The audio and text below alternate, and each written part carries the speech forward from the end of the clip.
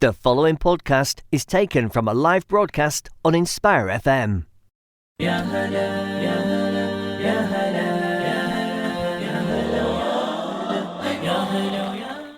Assalamu alaikum everybody, you are back with Sisters Speak and you're here with me Sadia, Me Mariam, me Samiha, and me Amina, who just ran back to her seat because she's helping me with all the keys. So for those of you who don't know, I've been here for basically 4 years and I've just never understood how to work the studio. Now is your time to shine. Now's my time to shine, almost half a decade later, yeah.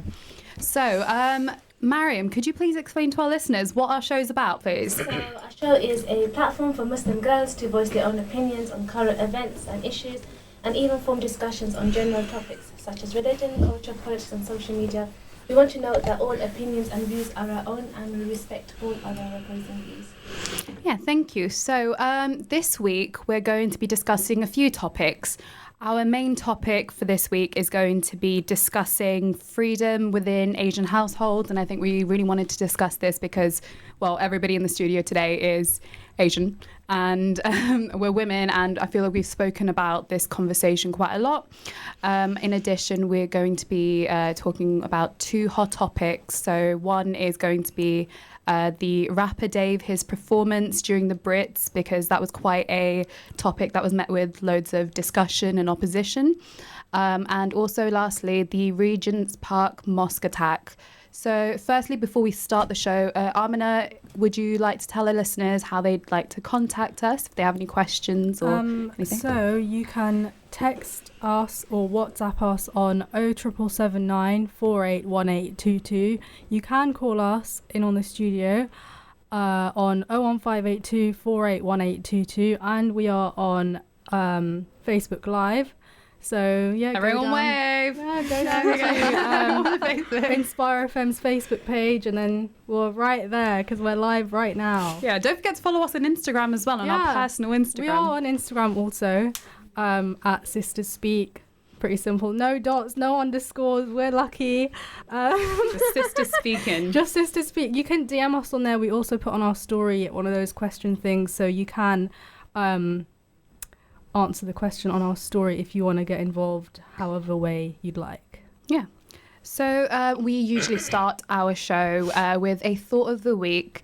So I'm going to go straight to Mariam because I know we were talking about this right before the show. God.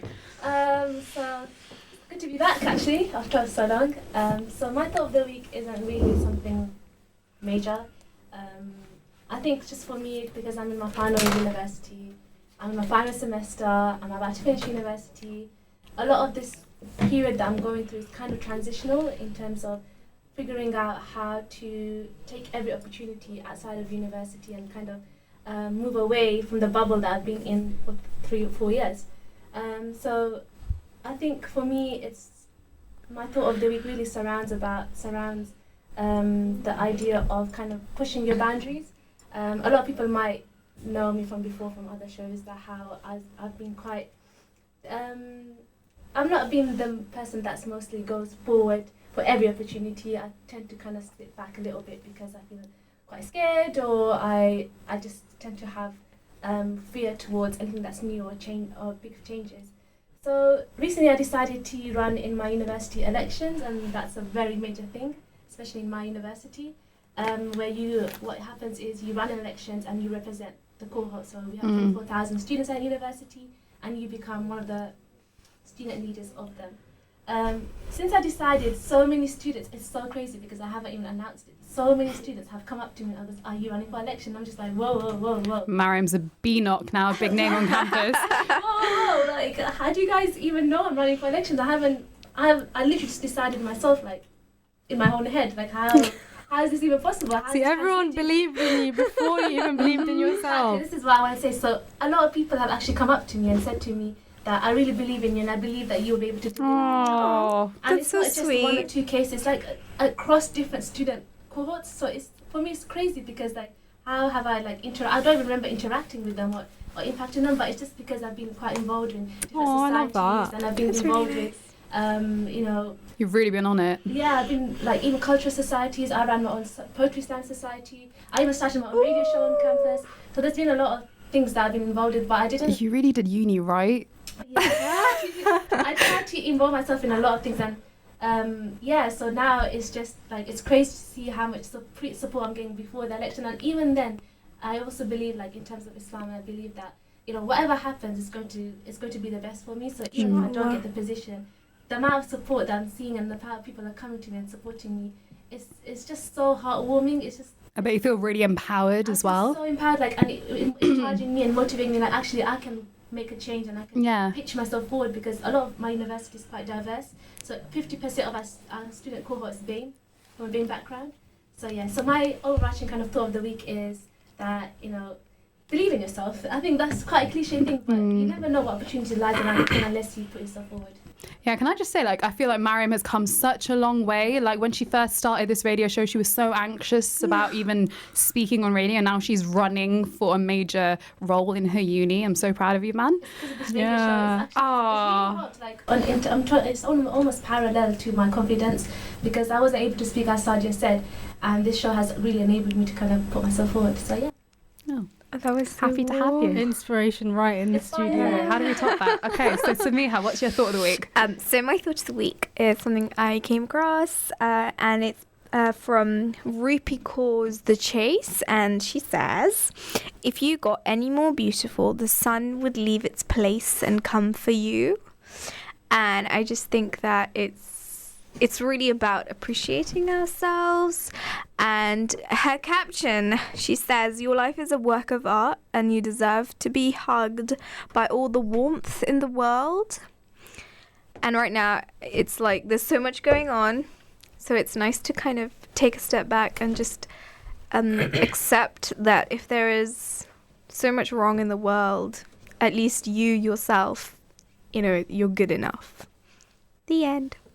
Oh, I feel like that was a response to what I'm going to say later about my thought. Never mind. Okay. That was really nice. I feel like we're always talking to each other without actually knowing what's going on. Relate to each other's life experiences accidentally. What about you, Amina? Move on to me. It does move on to you. Thank you. My thought of the week is just a reminder to everyone to not be afraid to reach out to people when you're going through a hard time, or even if you think that your issue or your problem is stupid, if it's something that bothers you, it's not stupid. And I think once you actually talk to someone about it, you realize that no one's gonna tell, like, the right people aren't gonna make you feel bad for feeling a certain way. And when I was thinking this, I was just like scrolling through Instagram and I saw on someone's story, she said, "A problem shared is a problem halved." And I thought that was really cool. Like, obviously you don't like go shouting out your problems to everyone, but when you have like one or two people in your life, like your mum, sister, best friend, anyone really, I feel like that is so true. Like, because you've shared that issue you're having, it is kind of halved because the burden has been taken off and you can solve it together. And sometimes things can't be solved, but as long as you have a support system, then you feel so much lighter and you feel, I think we just have to appreciate the people we have around us, and that's what we're all here for. We're all here to help each other.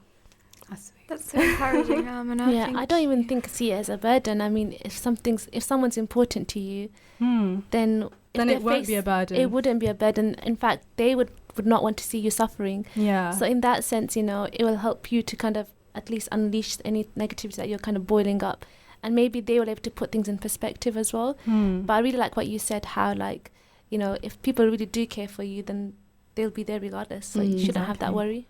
Well, I'm glad everybody's thoughts of the week was very uplifting and encouraging, because mine's not.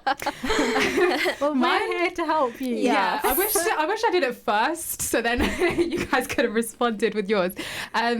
Because now we're going to end on a low note.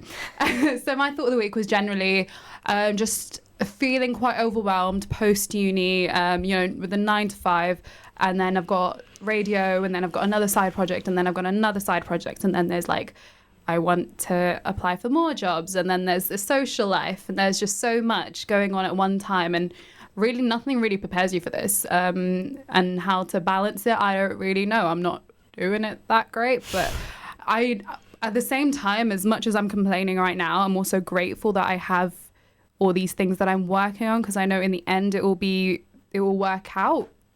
Is what I've learned, apparently. But it's just really difficult in the moment. Like, you hear all these success stories, but you don't really hear about The struggle. Yeah. because mate, I'm facing the struggle. I just hope I end up a success story later. So yeah, that's my thought of the week. Yeah. So thanks for the encouraging notes. You're welcome.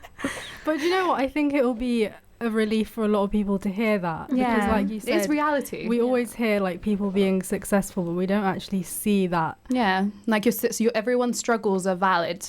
Yeah. Yeah, And that struggle teaches you a lot. Those struggles is what makes you successful, because you're learning how to kind of navigate yourself through challenge after challenge after challenge. And so then even if you do have obstacles, you know how to confront it. You don't sit back. Yeah. You keep going forward. And I think those things we don't really share because we're too shy to. Yeah, like kind of what share doesn't that. make you, what doesn't kill you makes you stronger. 100%. And I think you'll see the fruits of your struggle in the end. You will, Saja. I hope believe so. in you. Yeah. I mean, I'm only Of course. 22. I feel like You're us so lot in our saged. early 20s, we always feel like Not doing enough. everything's so bad, nothing's Yeah. gonna work out. Yep. Yeah. But really, it takes ages. It really does. I think, but I also think there's a culture that there's expected by the age of this certain age. You're supposed to have this, it's and such this. a rush. It's just everything is so rushed, like, and you feel like if you haven't achieved those milestones, then you're behind. Yeah. But it shouldn't be like that. Everyone's journey is different. Yeah. Yeah. Okay, cool. Well, now we're going to move on to our hot topics. So our first one today is the rapper Dave. His performance, the song was called Black, in the Brit Awards. Now, the reason why this performance was so spoken about on social media, I don't know, were news platforms talking about it? Yeah. Probably There were, was. right? Yeah. Yeah? Yeah. It's because the original song was extended, and he actually mentioned many additional political issues. For example, Grenfell, the Windrush scandal. He called out politicians. He even mentioned Jack Merritt, the teenager, the man. How old was he? The student. Was he a student when he passed away? The man who passed away during the terror attacks in London Bridge. Saskia Yeah, Jones. he was praising him for his reforming of the prison systems, and it was just a very emotional performance. And I know loads of people were just so moved by it, and I was actually one of them as well. So in addition to all the mentions of race and class and oppression within the UK, there was a lot of outrage against it as well. A lot of people were really angry at him because they were saying, how dare you call out this politician for racism? Where's your proof? How dare you say this? Some people were even telling him to be more grateful for being in this country. And I think this, one quote, I feel like he really nailed it, where he said rights, something like rights are you're owed your rights. It's not a credit. Like you shouldn't feel like you shouldn't feel grateful for someone giving you your rights. It's just something you should have. Yeah. I need to find this quote. Anyway, so when you guys watched it, how did you feel? Like, what really stood out for you when you saw the performance? I think it was just nice to see someone with such a big platform, and they get the opportunity to perform at the Brits. I think it was great to see that they took the opportunity to shed light on issues that need to be spoken about more, because what better way to do it? I mean, the media may not be doing it in the way that we need it to, the way that the people who suffered through the Grenfell Tower fires and everything else that he mentioned. These are issues that are still ongoing, and we're not hearing about it. We're not really seeing much being done. So, I really respect those artists that take their those kind of opportunities. Like, he's not just showcasing his talent, he's like doing something good. Yeah, and the world was watching. Yeah. Also, guys, I found the quote. So the quote was, "Equality is a right. It doesn't read that, deserve yeah. credit." And I loved that because a lot of people just feel like, "Oh, I'm doing this for you and I'm doing this for you. Give me a cookie." It's sad that people have that mindset. Exactly. I find it really scary. Yeah, it's very entitled and privileged. And the one thing I really liked about it is very unapologetic. Like, he just went for it, and he was able to kind of he almost captured what it's like to live as a person of color in the UK, and he also wasn't afraid to kind of talk about the microaggressions he faced, which is almost that is neglected when we discuss it, because people just think, well, you're almost, people attribute that to being a snowflake, right? But for him, he was able to kind of go through every single thing, and he did it so poetically. So in a way, he used his form of expression to be able to talk about things that it's almost a political stance he did, really, rather than a form of music. I think so. Definitely. And I feel like it's just such an amazing representation of what Black Britain really is in comparison to how some platforms may present it. Yeah, I really loved the whole stripped back version that it was. It wasn't like heavy with, it was him, piano, and I think that it was obviously it was intentional to have just him and his words and the audience really connecting. And I think that it was honestly visually so genius. And you know what I mean? Like, it was just him, and what he was wearing was striking as well against the white piano, and I think that it really helped to present what he was saying. Like, you didn't get lost in all of the stage performances or whatever's happening on stage. And what I loved also is that there were so many young children who were soaking up what he was saying, and it provided such a insane amount of empowerment, and I think that we really need it at the time we are in right now as minorities. And like you said, Amina, it's kudos to him for using that space to really kind of exert a really strong message. Thank you. So also, let's talk about the response that it received.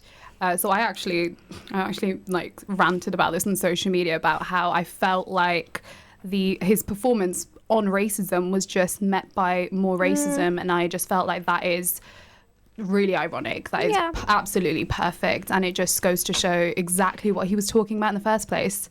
So how did you guys react when you saw the opposition? Did you see the reactions to it? Because I'm not on social media that much, to be honest. Okay. I did not see the reaction. I didn't see much, to be honest. Like, I saw, but I could see it. But I don't know if I you have a guys personal saw, experience. I don't know if you guys saw, maybe because I do literature and we do a lot of analyzation, but the pianist, he was white, right? Yeah. That for me was really striking as well. The fact that he's playing a song and the rapper Dave is literally talking about his he's expressing how he's been Oppressed. Oppressed within the UK, and how he's facing microaggressions, and how as the diverse Britain, Not even micro, just flat out aggression.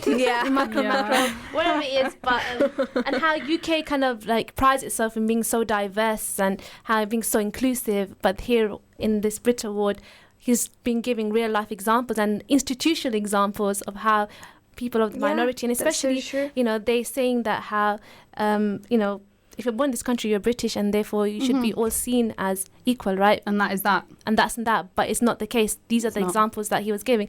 So I think it was quite clever how they got a white person to play the music, because usually if you take a step back, this might be a literary analysis. If you take a step back, usually it's the people that are in control are the people of non-white backgrounds, like white backgrounds. They're the ones at the top. They're in the hierarchy. They're politicians. They're the one that control the most power. Privileged ladder, So they're the one, and essentially they're the one that playing them. They're the ones that controlling everything.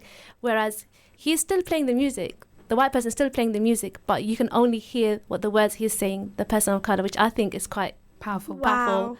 That was I never such thought of an it like that. incredible analysis, Mariam. Yeah. Loved it. Okay, so guys, Oh, let me tell you it's about, people. oh my No, I God, missed what English enraged lit. me. So the day after I think the day after or something, I was at work and I was in the canteen and I was like faced away. And now I've got like blonde hair, so maybe he thought I was not brown. So I just heard this guy say, oh my God, I'm so annoyed at Dave. Like, how dare he say that about Oh dear. this politician?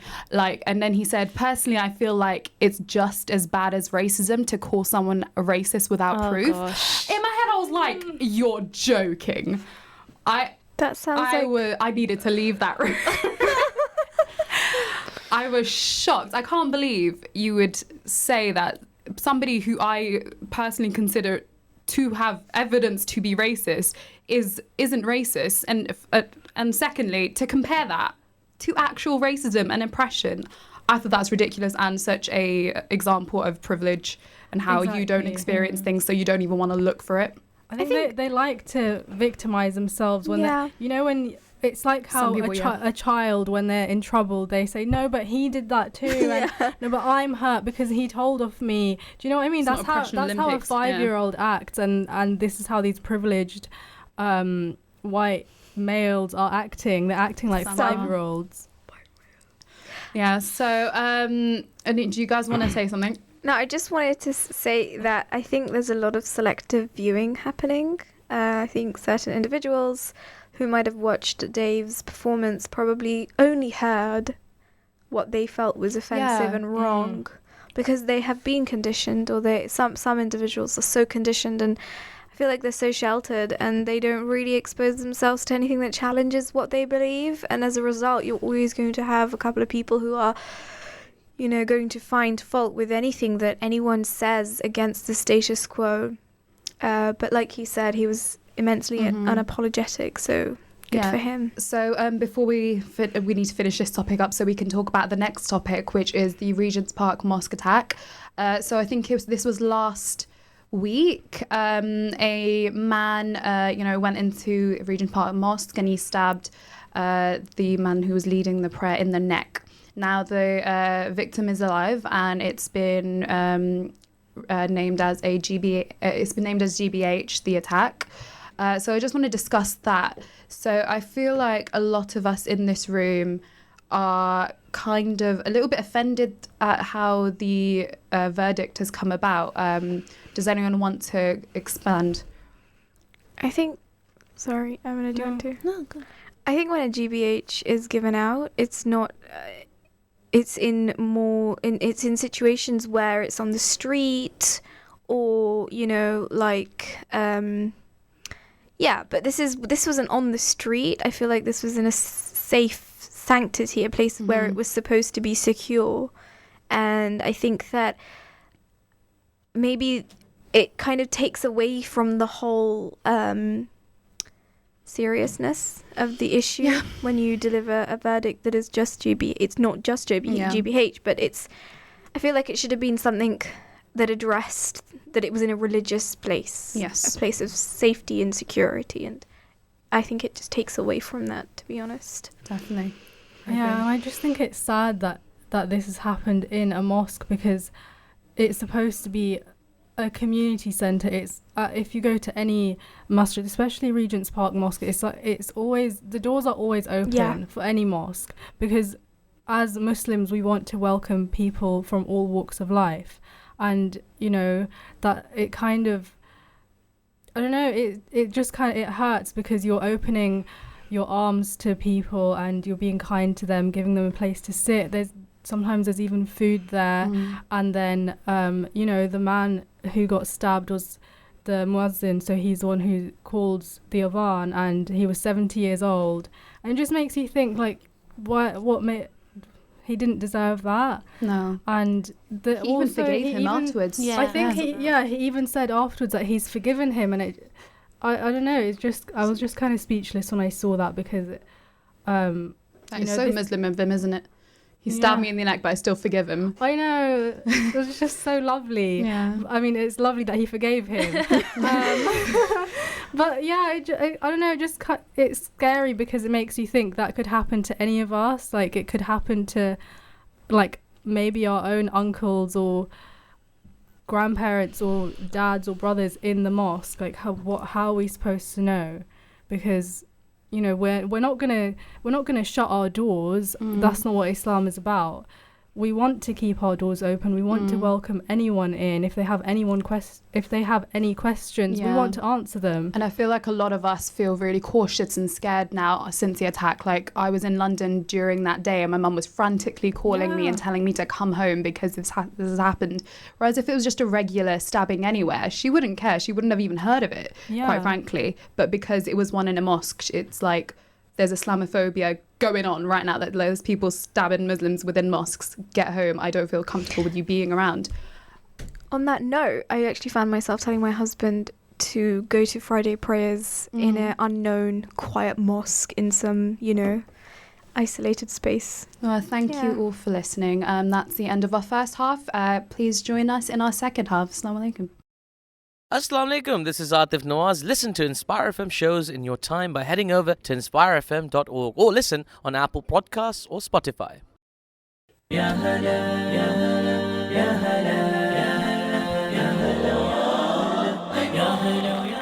Assalamu alaikum, you are back with Sisters Speak. So just before the break, we were talking about the hot topics, which were Dave the Rapper, his performance in the Brit Awards, and the responses around that, in addition to the Regent's Park mosque attack.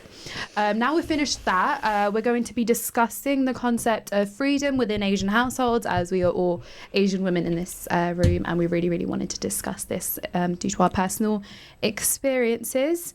But Amina, please, can you let our listeners know how they can contact us if they want to get involved in the discussion? Yep, you can text us or you can WhatsApp us on 07779 481822. You can call the studio on 01582 481822. And we are on Facebook Live, so there's cameras in here, you can see us. Comment down below on our Facebook Live. It's on the Inspire FM Facebook page. And we also shouted out our Instagram page at the beginning, at Sisters Speak on Instagram. So give us a follow, comment down below, text us. Yeah, if you want to get involved in the discussion or ask us any questions, anything. Yeah, tell us what you think. Yeah. So, so we're going to be talking about freedom within an Asian household. So, who actually picked this topic? Was it Sonia? Was it Sonia? Okay, well, she's not here right now. I feel like she picked it because we have all discussed Sonia it. Or you? It wasn't even me, but she said it, and I was like, no, I want this topic. But I wasn't going to be here. We are all Asian women in here. And I feel like we've all experienced to a degree how it might feel like to be a woman within an Asian household and the concept of freedom. There is a perceived notion that women are a lot more restricted than our brothers, our male counterparts in general within the households. So that's kind of what we would want to discuss today, and how maybe this affects us and how we feel about that. So I want to throw the question out to the ladies here, and also to all you guys in listening. But what is freedom to you? And when you think of freedom, what do you think? Samiha, I'm going to ask you first. Actually, I feel like you're deep like that. Come on, deep or depressing? Which one? You said what freedom is to me, right? So I think when you're growing up, I would say that freedom is the space to kind of explore who you are and to figure out what you want to do and to be allowed to pursue that. And I think that that's the ultimate form of freedom, where you're not restricted in your thinking. Even if you feel restricted in your actions, to be able to think what you want to think and carry out whatever you want to. I would say that that's such a gift. Mm-hmm. And I feel like there are so many girls who feel like they are pushed into certain careers and told to be a certain way, and that they're not allowed to read certain books because it will influence their thinking. And I think that freedom is ideally, the ability to sort of pursue what you are thinking. And I think that's Mm-hmm. yeah. Okay, what about you, Mariam? I think that's right. I just lost my train of thoughts. I would say it's also about your thinking being aligned with your ability to exercise that thinking. Yeah. So if you want to pursue, for example, the example you gave as a career, if you want to pursue a certain career and it's quite unconventional or it's outlandish in terms of our cultural communities, I think the freedom would be to be able to do that regardless of the kind of the reactions or the responses of the community. But I also think freedom does require a lot of critical thinking, because you have to be able to know and be able to understand that is this information you're receiving, it's inherited, and how much do you agree with it, and are you interrogating it, because that's when you have your forming your own opinion. So for me, I think also freedom does look different in different stages of your life, and I think that's important as well. And it's also does reflect on your own community, but also your family. Like, you can be from the same community, but your family's sense of freedom will be very different to somebody else's family sense of freedom. Yeah. And even your own individual idea of freedom will be very different to someone else. So I think is being able to just be yourself, and not have to think about other people's opinions restricting you in any shape or form. Okay, what about you, Amina? I feel like they just summed it up perfectly. Okay, no addition. But yeah, it's just, freedom is being able to do what you want to do without having restrictions, and without having, freedom is saying, I want to do this, and having the support to do that as well. I think a lot of people may not have that, and I wouldn't, if I had those kind of restrictions put in place, I wouldn't feel like I had freedom. So I kind of want to contribute, like, how I called Samiha the philosopher Plato just now. I realized that I did A-level philosophy, and we literally discussed what is freedom. And that's kind of what I want to ask you guys about. So what we learned here was, concept of freedom can differ. So there was positive freedom, and there was also negative freedom. Positive freedom was, I think it's the one where they describe it as you're forced to be free. So that, for example, means you are free because you are made to go to school, you're made to pay tax, all of that, and that means you have the freedom to live. You can go to hospital. You have the freedom to work whatever jobs you want because you were forced to go to school. So through these privileges, you can now be free to do what you want on a higher level. Whereas negative freedom is literally do whatever you want. Chaotic freedom to starve, run around, stab people, whatever. That's negative freedom. Anarchy. It's anarchy. So I guess my question in terms of trying to weave this into our topic of freedom right now, since we're talking about us in an Asian household, maybe people's perceptions of freedom might be different. So, for example, our parents might say, no, you are free. I know I'm making you do this, and I'm making you choose this in uni, but in the end, you'll have much more freedom because you'll be earning a lot of money from working this job that I made you do, and you'll have the freedom to travel and do all this.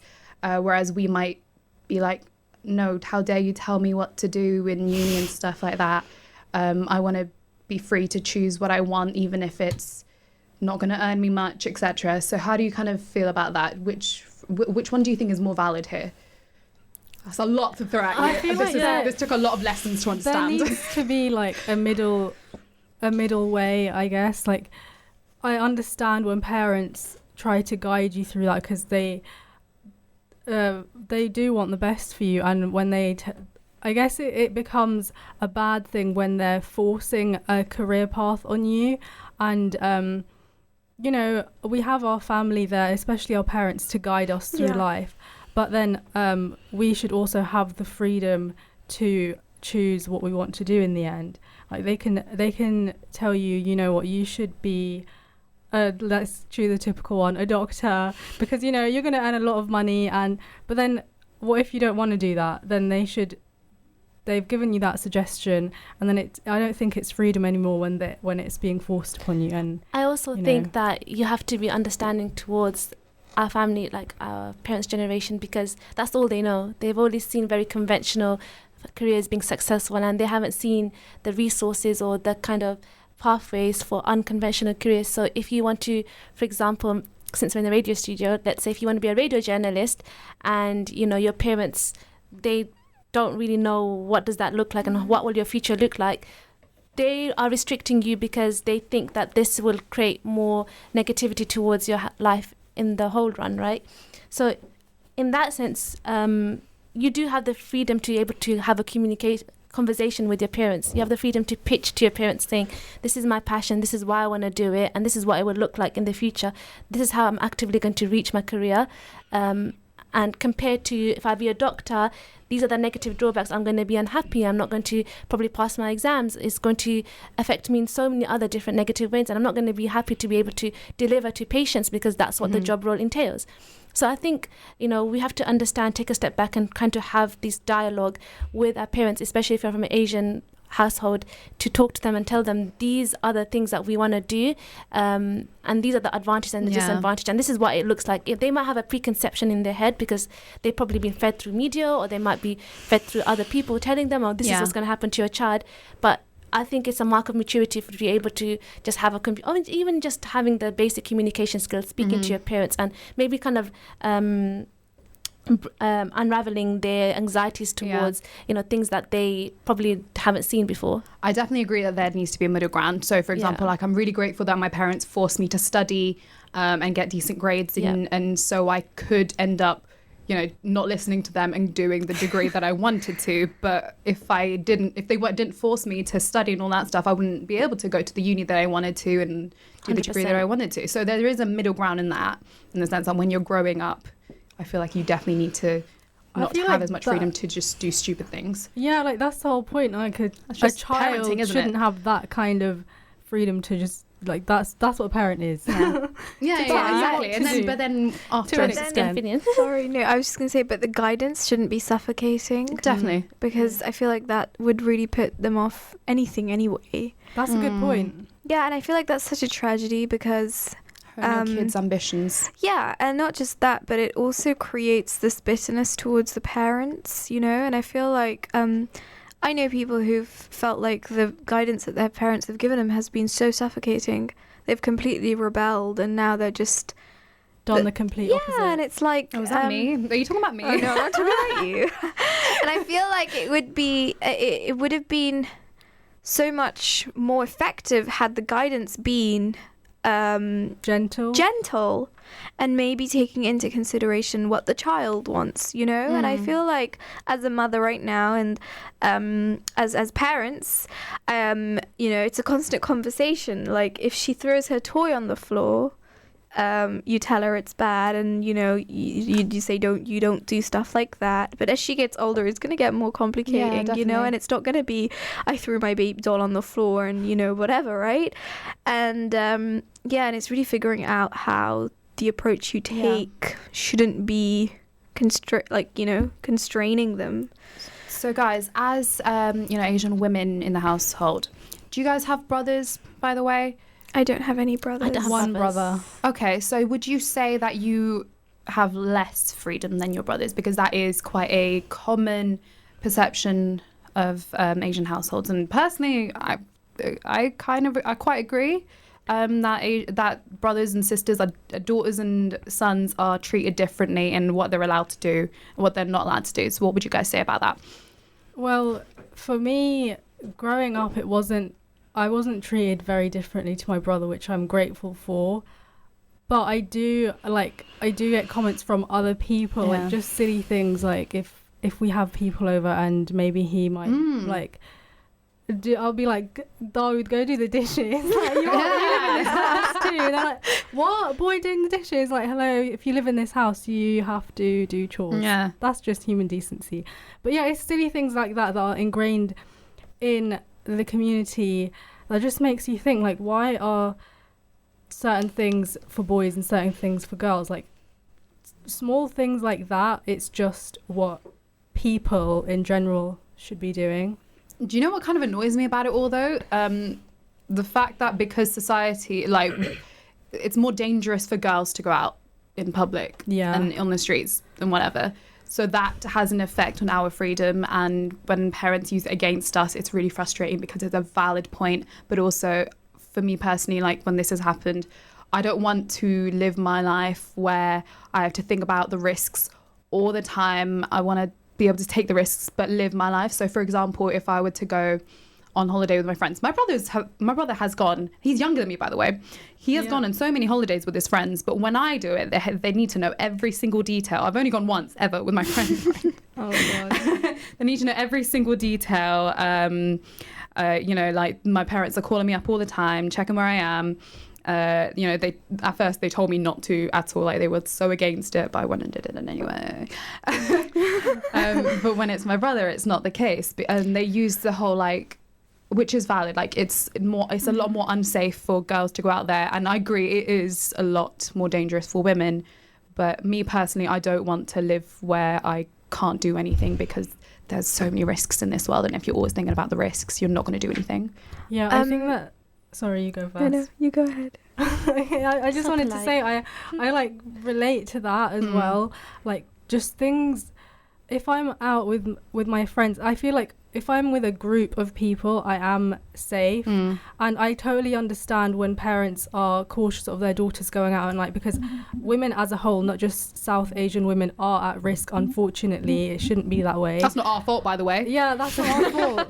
That's a completely Teach your different sons show, to be actually. decent people. But yeah, that's like a completely different issue. Oh god. But yeah, like I get that, but at the same time, it's it just gets frustrating because we, especially in, I guess, modern times, things are a little bit more safer. You have your friends, you have your phones to call anyone if you need to do that. And, you know, even, I don't know, I've just experienced that. I've seen maybe my brother coming home late and it's totally fine. But if I if I the came brother's coming home late, my god, with my sister and a few other people, like a whole group, outrage, right? then it's like, wow, what have you done? Yeah. Like, You know, on that and I only went out to eat a burger. I mean, come on. On that note, right, I wanna hear I this from my find mum's this perspective. hilarious. It's not hilarious. It's very tragic and worrying, but I've seen it so many times.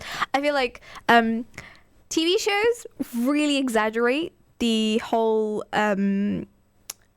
idea of how in Asian households men are okay to do whatever, or boys are okay to do whatever, and girls are okay to, you know, very restricted. There are certain shows out there that really kind of almost like it's a comedic thing. Oh, yeah, no, I hate that. Do you know? And I feel Yes. like we've It's really too let common. ourselves down as a community by allowing it to be so Yeah. well known, and so it's a joke Acceptable, now. Yeah, it's a yeah. joke now. Like I watched something, you know, and this dude, he comes home and his mum's like, eat, and he's like, no, I'm gonna go out, and it's like, you know, it's like 7:00, Yeah. and previously she asked him to stay home that night, but all he had to say was, oh no, I'm eating with friends, and he was allowed to go. And then the daughter comes and it's only 6-7, and she's like, I want to go out too, and she's like, no. She calls him out. It's like, oh, so he can go out whatever, whenever, even though you wanted us to be home, and when I want to, it's a no. And I feel like that narrative is so repetitive. And it's actually reality. Like It that. is. Like It's you're not- quoting yeah. my household. Oh, okay, wow. Yeah, You no, know, I agree and with I feel Amna. like I didn't have brothers, Yeah. and so I don't really know the disparity of how treatment is. Trust me, this happens. I don't deny it, because I have friends, Yeah. and I'm not ignorant of the fact that it happens, because I have friends who are, you know, who go through that. And when I go back home to Yeah. visit my family, it's so apparent, you know, like the sons come home whenever, and the daughters aren't really, they don't really get to go out.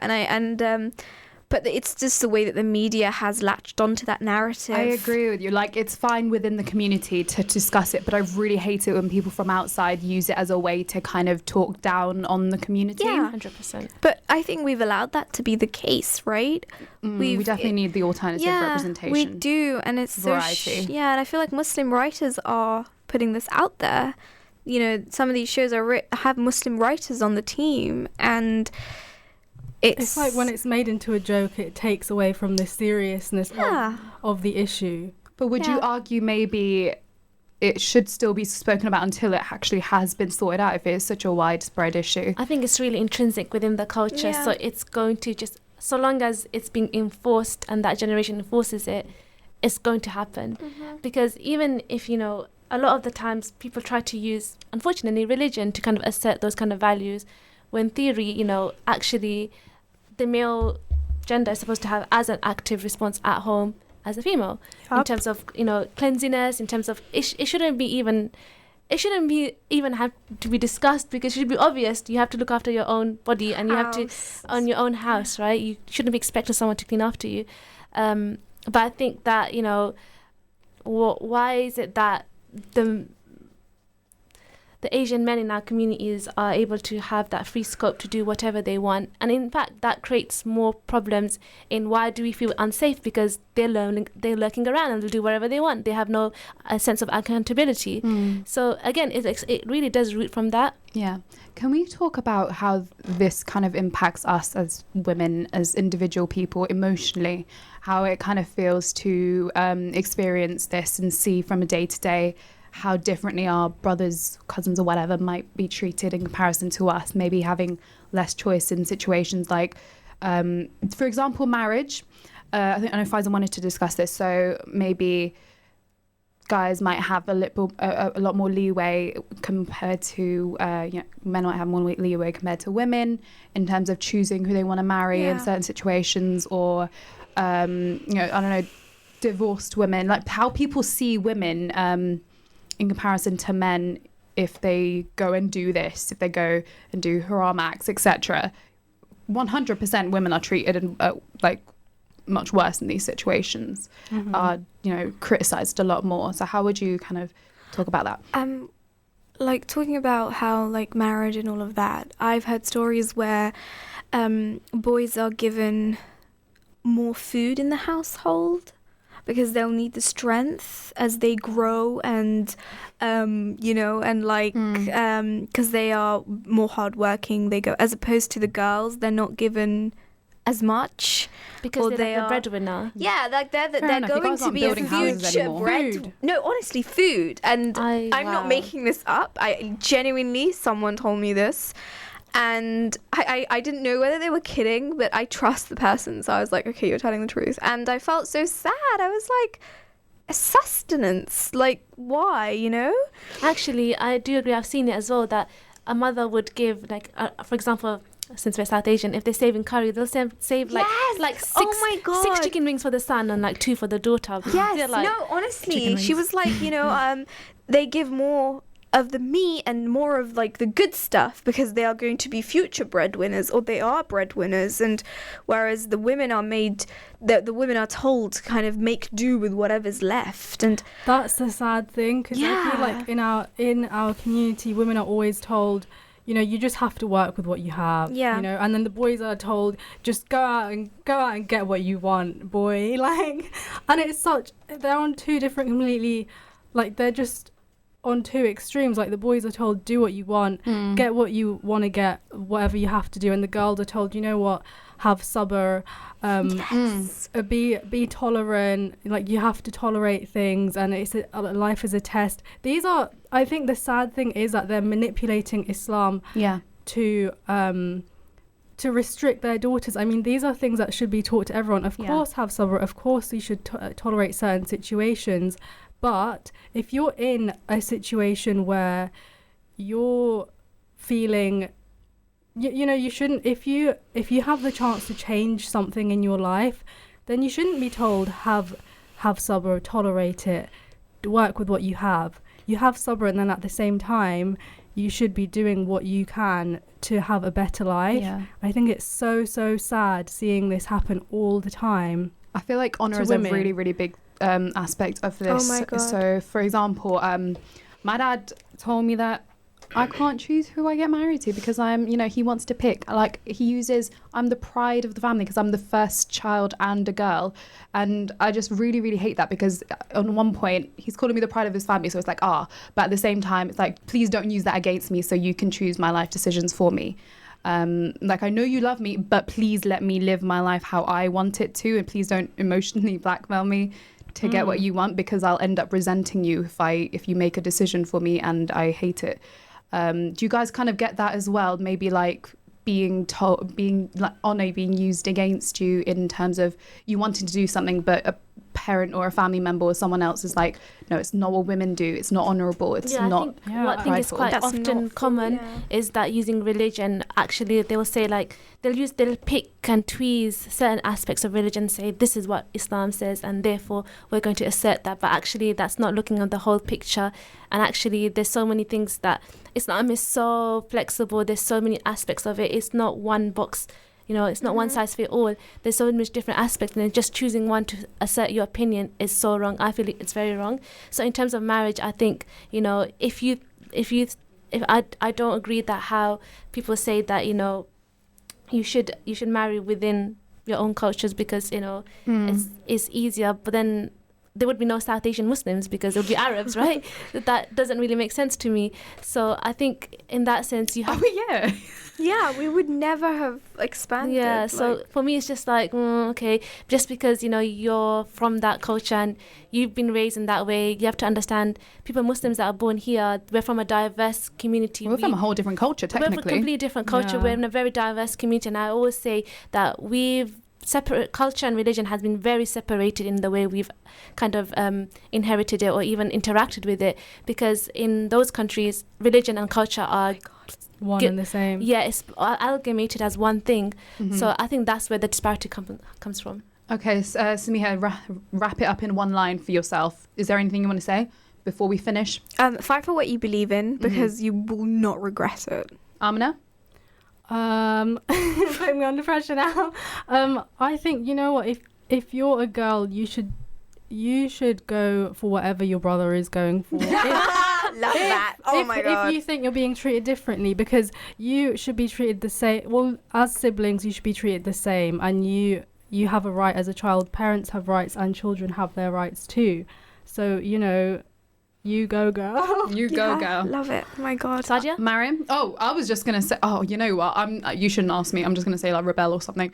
But yeah, anyway. You said it. Thank you all for listening. Please tune in next week on Tuesday at 6 p.m. as always. Sister Speak. Assalamu alaikum. Thank you for listening to our podcast. Why not tune in to our live stream at inspirefm.org and follow and subscribe to our social media platforms at Inspire FM Luton.